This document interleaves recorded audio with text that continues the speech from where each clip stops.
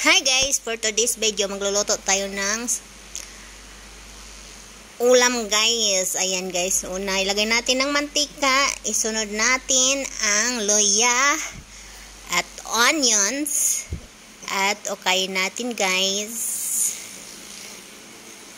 At isunod natin ng kamatis guys at okayin natin ulit guys.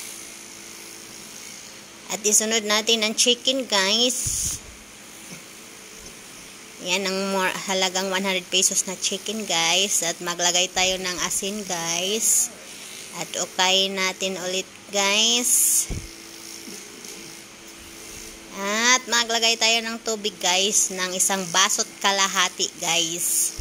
Para marami ang sabaw, maglagay din tayo guys ng chicken cubes.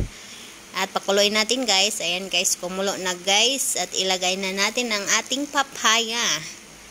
At maglagay din tayo guys ng 3 sili na green.